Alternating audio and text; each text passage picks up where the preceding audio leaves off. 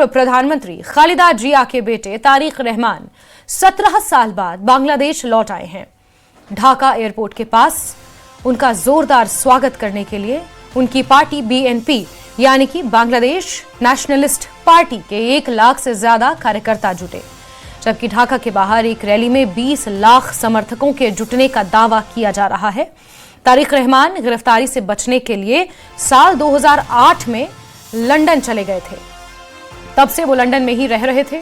बांग्लादेश में अगले साल 12 फरवरी को आम चुनाव होने हैं और इस चुनाव में शेख हसीना की पार्टी आवामी लीग को बैन कर दिया गया है, जिसके बाद बांग्लादेश नेशनलिस्ट पार्टी यानी बीएनपी चुनाव जीतने की सबसे बड़ी दावेदार मानी जा रही है।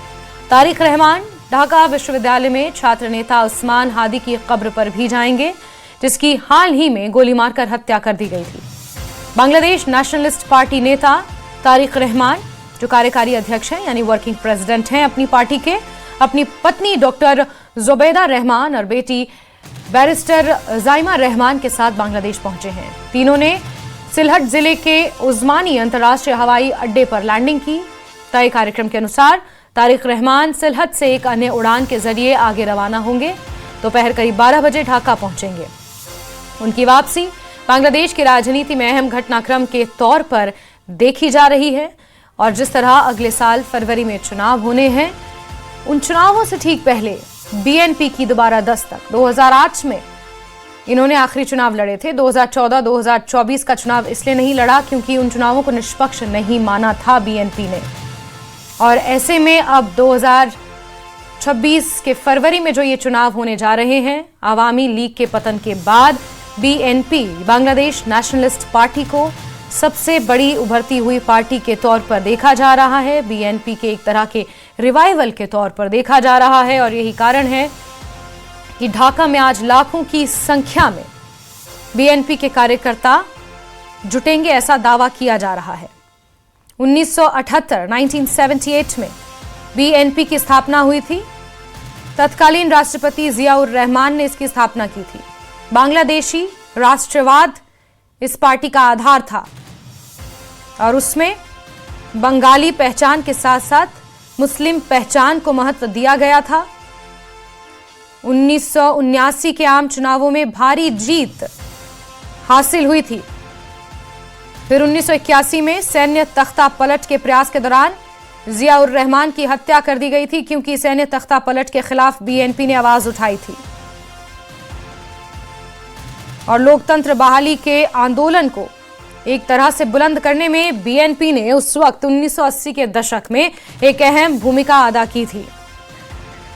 वहीं बांग्लादेश में तारिक रहमान और उनके परिवार का अतीत क्या रहा है, आपको ग्राफिक्स के जरिए बताते हैं।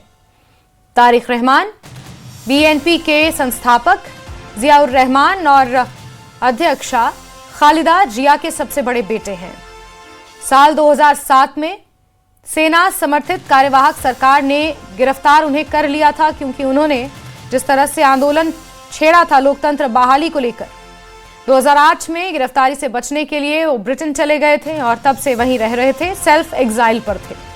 खालिदा जिया 4 दशक से ज्यादा समय से बांग्लादेश की राजनीति में है। अपने पति के मारे जाने के बाद खालिदा जिया ने बीएनपी की कमान अपने हाथों में ली थी। 1981 में जियाउर रहमान बांग्लादेश के राष्ट्रपति थे और तभी उनकी हत्या कर दी गई थी। शेख हसीना जब प्रधानमंत्री थीं तो खालिदा जिया जेल में थीं। खालिदा जिया के बेटे तारिक रहमान को भी कई मामलों में अदालत ने दोषी ठहराया था, लेकिन मोहम्मद यूनुस की अंतरिम सरकार ने खालिदा और उनके बेटे को बरी कर दिया था। हमारे एडिटर शैलेंद्र वांगू ज्यादा जानकारियों के साथ फोनलाइन पर जुड़े हुए हैं। शैलेंद्र, कितना बड़ा मोड़ या कितना बड़ा वाकया इसे माना जाए मौजूदा बांग्लादेश की जो स्थिति है उसमें तारिक रहमान का वापस आना 17 सालों बाद? बिल्कुल जैस्मिन, ये एक टर्निंग पॉइंट है बांग्लादेश की पॉलिटिक्स में, जबकि तारिक रहमान 17 सालों के एग्जाइल के बाद देश लौट आए हैं और ये उनका लौटना उस वक्त हो रहा है कि जब बांग्लादेश में चुनाव होने वाले हैं 12 फरवरी को। ऐसे में बीएनपी इकलौती ऐसी पार्टी है जैस्मिन जिसके सामने कोई खड़ा नहीं है, क्योंकि अवामी लीग पर प्रतिबंध लगाया गया है। कल उसको दोहराया गया कि चुनाव में अवामी लीग खड़ी नहीं हो पाएगी, उनको बैन किया गया है। तो ऐसे में बीएनपी इकलौती ऐसी बड़ी पार्टी है हालांकि सेकंड लार्जेस्ट है आपका अवामी लीग, तो बीएनपी का सत्ता में आना लगभग तय है। लेकिन इस पे ये कई बातों पर निर्भर करता है जैस्मिन, क्योंकि अगर जो सवाल खड़े किए जा रहे हैं मोहम्मद यूनुस पर कि वो चुनाव कराना ही नहीं चाहते हैं, इसलिए वहां पर केओटिक और क्राइसिस पैदा किए जा रहे हैं। उस्मान हादी की मौत को भी इसी से जोड़कर देखा जा रहा है कि उसकी हत्या इसलिए कराई गई ताकि वहां पर चुनाव समय से ना हो। लेकिन अगर चुनाव समय से होते हैं तो ये एक अच्छी खबर होगी भारत के लिए भी और बांग्लादेश के लिए भी, अगर वहां पर डेमोक्रेसी की वापसी अगर होती है। अगर हम तारिक रहमान की बात करें जैस्मिन, तो तारिक रहमान एक न्यूट्रल लीडर है। वो मोहम्मद यूनुस की तरह एक तरफा पाकिस्तान प्रेम में उनकी फॉरेन पॉलिसी लिप्त नहीं रही है। वो कहते रहे हैं कि सबसे पहले बांग्लादेश के हित है, उसके बाद भारत और पाकिस्तान की बात करेंगे। लेकिन ऐसे में जो मौजूदा हालात बांग्लादेश में है, उन पर काबू पाने के लिए तारिक रहमान जैसा नेता अगर चुन के आता है तो ये एक अच्छा मौका हो सकता है बांग्लादेश के अंदरूनी हालात में बेहतरी का, और साथ ही साथ भारत और बांग्लादेश के संबंधों में इस मौजूदा स्थिति से बेहतर स्थिति का। लेकिन शैलेंद्र, सारे इशारे तो इसी तरफ हैं, जैसा कि आपने शुरुआत में कहा कि उनका सत्ता में आना लगभग तय माना जा रहा है, क्योंकि उस्मान हादी की कब्र पर भी जाएंगे और इससे पहले भी उन्होंने सैन्य तख्ता पलट के दौरान जो लोकतंत्र बहाली को लेकर आंदोलन छेड़ा था, जिसका खामियाजा भी भुगतना पड़ा। उसके बाद अभी भी कुछ उसी तरह के हालात हैं। जब प्रधानमंत्री थी शेख हसीना, उस वक्त खालिदा जान जेल में थी, लेकिन मोहम्मद यूनुस के आने के बाद उन्हें जेल से बाहर निकाल दिया गया।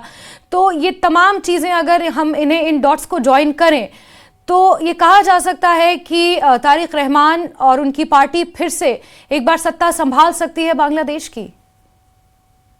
देखिए, इसके चांसेस पूरे हैं। अगर वहां पर सबसे बड़ा सवाल ये है समय से चुनाव होते हैं तो, क्योंकि अब से कुछ दिन पहले बांग्लादेश के जो चीफ एडवाइजर अभी मोहम्मद यूनुस हैं, और उन्होंने अमेरिकी राजदूत से बात करते हुए इस बात को दोहराया कि वहां पर समय से चुनाव कराए जाएंगे।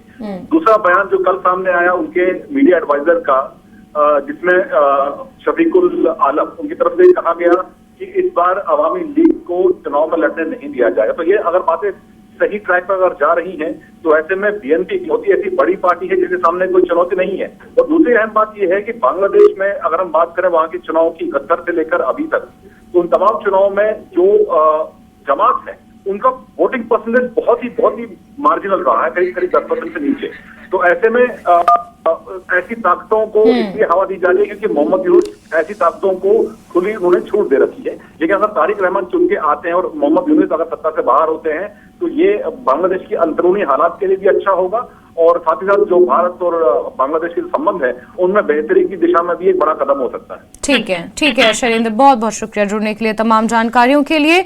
तो तारिक रहमान का वापस आना ये एक अच्छा संकेत माना जा रहा है बांग्लादेश की आंतरिक राजनीति के लिए, और अगर वहां के हालात सुधरेंगे तो जाहिर सी बात है अगर हमारे पड़ोसी मुल्क में शांति होगी तो फिर हमें भी किसी चीज की चिंता ऐसा सच नहीं है। जो अब सवाल उठ रहे हैं अभी मौजूदा समय में कि बांग्लादेश में हिंदू अल्पसंख्यकों के ऊपर जो अत्याचार बढ़ रहे हैं, कट्टरपंथी बेलगाम हो रहे हैं, ऐसे में वहां पर चुनाव होना, एक सुलझी हुई और एक समझदार पार्टी का सत्ता में आना भारत के लिए भी अच्छे संकेत होंगे। JK Tripathi sir, foreign affair expert, हमारे साथ इस वक्त जुड़े हुए हैं।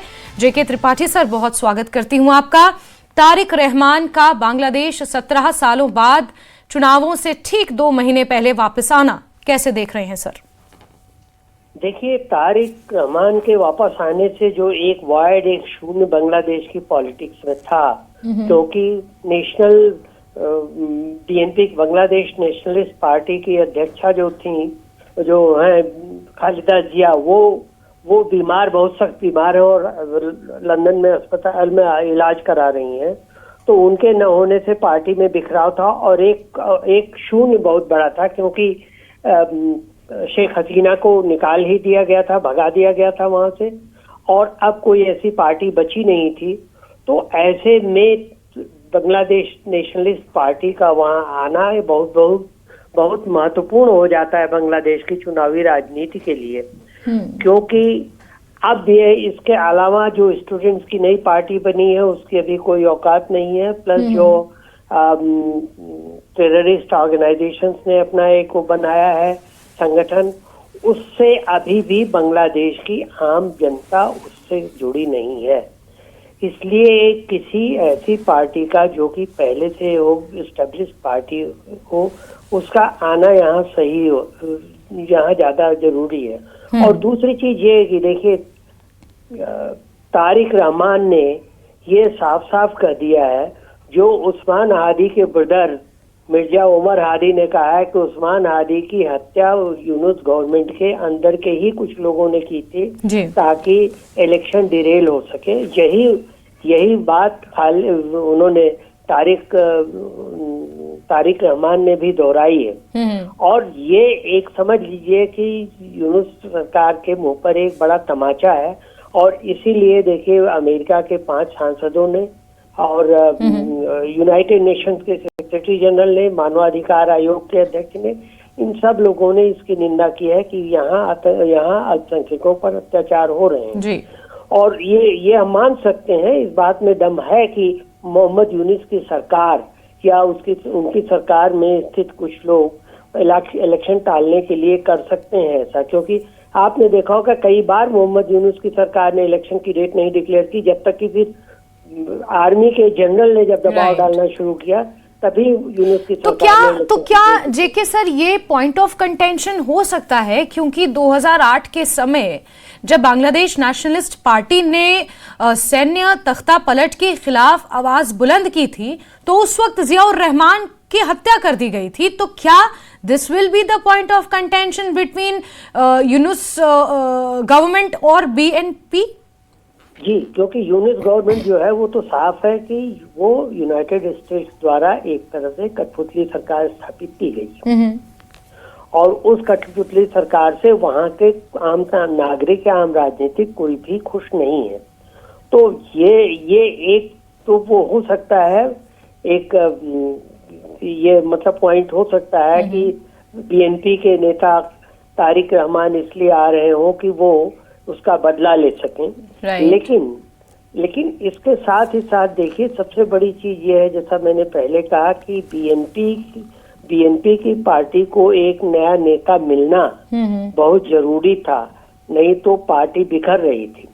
तो अब एक नए नेता के तौर पे अगर तारिक रहमान आ रहे हैं तो बीएनपी एक बड़ी पार्टी लेकिन जेके सर, अब 17 साल बाद वो वापस आ रहे हैं और अभी जो मौजूदा हालात हैं बांग्लादेश के कई पोर्शंस में डिवाइडेड है। कुछ टेररिस्ट ग्रुप्स ने अपना वहां पर एक मोर्चेबंदी की है। यूनुस सरकार का अपना एक नैरेटिव वहां पर चल रहा है। स्टूडेंट पॉलिटिक्स वहां पर अपने तरीके से वहां पर चल रही है। एंटी इंडिया नैरेटिव वहां पर चल रहा है। ऐसे में बीएनपी का फुल फ्लेजेड तरीके से वापस आना, 2 महीने के अंदर इन हालातों को समेटना, जनता के बीच अपनी पैठ बनाना, इज दैट अ चैलेंज? देखिए, चैलेंज तो है, लेकिन बीएनपी एक चीज जानती है कि अगर मौजूदा इलेक्शन में आवामी लीग को नहीं इलेक्शन लड़ने दिया जा रहा है तो और कोई ऐसी एस्टेब्लिश्ड पॉलिटिकल पार्टी नहीं है जो बीएनपी को चैलेंज कर सके। तो बीएनपी इस मौके का फायदा उठा करके ये कहेगी, ये अपना इलेक्शन प्रचार करेगी। एक तो ये वो कहेगी अल्पसंख्यकों पर अत्याचार न हो, दूसरा वो कहेंगे कि मोहम्मद यूनुस की सरकार निकम्मी है, उसके अंदर खुद ही ऐसे लोग हैं जो इलेक्शन नहीं चाहते। और तीसरा वो ये भी कह सकती है एक दांव के तौर पे कि हम इलेक्शन जीत के आएंगे तो हम सभी प्रतिबंधित पार्टियों को फिर से रिकॉग्नाइज करेंगे, क्योंकि इलेक्शन तो इससे अवामी लीग के लोगों को भी थोड़ी सी वो हो जाएगी कि भाई इलेक्शन जीतते अगर बीएनपी तो अवामी लीग को मान्यता देगी, अवामी लीग विपक्ष में बैठने को तैयार है। तो ये चीजें जो हैं अब बहुत महत्व रखेंगे। अब इसमें मोहम्मद यूनुस फंस गए हैं, क्योंकि अगर वो इलेक्शन नहीं कराते हैं तो उनकी आर्मी उनसे नाराज हो जाती है, आर्मी टेक ओवर कर सकती है।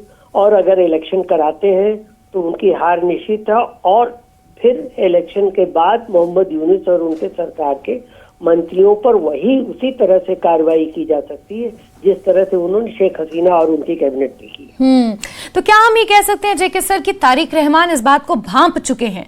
और देखिए, इतिहास तो यहाँ पर अपने आप को दोहरा ही रहा है। जब अवामी लीग सत्ता में थी तो बीएनपी विपक्ष में थी, और अब अगर चांसेस जिस तरह के बन रहे हैं कि अगर चुनाव होते हैं तो अवामी लीग के बाद बीएनपी सत्ता संभाल सकती है और शायद बाज़ाब्ता वक्त होगा कहना, लेकिन तारिक रहमान प्रधानमंत्री पद के दावेदार पूरी तरह से देखे जा रहे हैं। ऐसे में क्या हम ये कह सकते हैं कि बांग्लादेश की जो अभी राजनीति है प्रेजेंट वहां पर जो चल रहा है, उसमें बीएनपी एक बहुत बड़ा रोल अदा करने वाली आगे आने वाले समय में? जी बिल्कुल, क्योंकि एक चीज ये देखिए, बीएनपी के नेता के पिताजी जो थे जियाउर रहमान, वो आर्मी के जनरल थे, तो आर्मी का बैकग्राउंड उनके साथ रहेगा। प्लस इसके साथ आम जनता उनके साथ रहेगी, उनके साथ आवामी लीग के भी कुछ लोग ये सोच के रहेंगे कि ये लोग आकर के अगर इस सत्ता में आएंगे तो हमें फिर से रिकॉग्नाइज करेंगे, हमारे ऊपर से प्रतिबंध हटा देंगे। तो एक बहुत बड़े धड़े का समर्थन उनको मिलेगा, और वो समर्थन ना यूनुस के पास है, ना उनकी सद्य जात ये स्टूडेंट पॉलिटिकल पार्टी के पास है, और न ही वो समर्थन मौलाना और मुल्लाओं वाले टेररिस्ट ऑर्गेनाइजेशन के साथ है। बिल्कुल, लेकिन ऐसे में जेके सर, ये फैसला कि चुनाव होंगे और तय समय से होंगे, चुनाव की रिगिंग नहीं होगी, चुनाव का बहिष्कार नहीं होगा, ये बात सुनिश्चित करना ये यूनुस गवर्नमेंट के ऊपर एक बहुत बड़ा ओनस है, नहीं? बिल्कुल, देखिए चुनाव होना तो उनकी मजबूरी थी चुनाव कराना, क्योंकि आर्मी उनके पीछे खड़ी थी।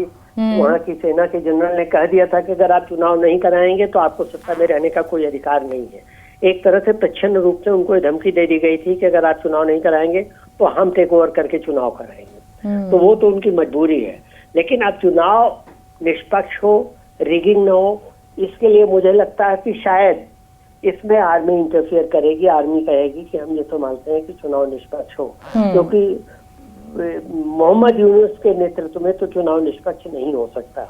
भले ही वो केयरटेकर हो, लेकिन उनकी राजनीतिक महत्वाकांक्षाएं तो है ही, तो इसलिए ये मुश्किल है। मुझे लगता है कि आर्मी इसमें कुछ करे। लेकिन जेके सर, ऐसे में आवामी लीग का राजनीतिक भविष्य आप इन तमाम चीजों के बीच कहां देख रहे हैं? क्या विपक्ष में बैठना आवामी लीग के लिए मौजूदा समय में तो बेटर ही होगा कि उन्हें पूरी तरह बैन करने से बेटर तो कम से कम विपक्ष में बैठे? हाँ, रिकॉग्निशन मिल जाएगा। क्योंकि अभी तो आवामी लीग इलेक्शन तक तो नहीं आ सकती। वैसे भी शेख हसीना ने कहा कि हम बहिष्कार करेंगे इस फेक इलेक्शन का, तो बहिष्कार करें या न करें, उनकी पार्टी को तो बैन कर ही दिया गया है, और उस बैन को हटाने का काम जब कोई नई चुनी हुई गवर्नमेंट आएगी तो वही कर सकती है। तो इसलिए आवामी लीग के लिए तो बेहतर होगा कि वो भी ये समर्थन करे और विपक्ष में बैठने को तैयार हो जाए। राइट, यानी something is better than nothing. बिल्कुल बिल्कुल। जेके त्रिपाठी सर, बहुत बहुत शुक्रिया विस्तार से ये चर्चा करने के लिए, और तारिक रहमान की वापसी 17 सालों बाद बांग्लादेश की मौजूदा राजनीति में क्या मायने रखती है, और आगे आने वाले फरवरी में जो चुनाव होने हैं, जो आम चुनाव बांग्लादेश में होने हैं, उसमें बीएनपी 17 साल बाद फुल फ्लेजेड तरीके से किस तरह उतरेगी, इन हालातों को समेटते हुए किस तरह चुनाव लड़ेगी, ये अपने आप में महत्वपूर्ण है, देखने लायक है। ऐसे में तस्वीरें आपको दिखा रहे हैं कि सड़कों पर, ढाका की सड़कों पर लाखों की संख्या में बीएनपी के समर्थक, बीएनपी के कार्यकर्ता, उनके जुटने की उम्मीद है।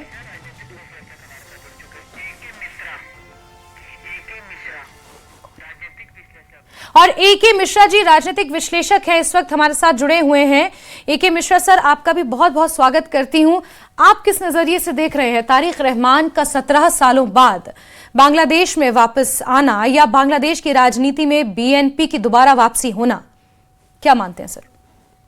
धन्यवाद मैम मुझे बुलाने के लिए अपने शो में जी। इस चीज का ये इंडिकेशन है कि अगर पुराने लोग जो कभी बांग्लादेश छोड़ के चले गए थे या निर्वासित कर दिए गए थे, और इतनी खतरनाक परिस्थिति में अगर उनकी वापसी हो रही है, तो इसका मतलब है कि बांग्लादेश वापस अपने ढांचे में, यानी जो लोकतांत्रिक ढांचा वहां पे था, वहां के हिसाब से था, तो उसमें आने के लिए तैयार है। अदरवाइज अगर सिचुएशन एकदम अगेंस्ट होती तो किसी भी पुराने नेता की वापसी बांग्लादेश की सरजमी पे नहीं होती।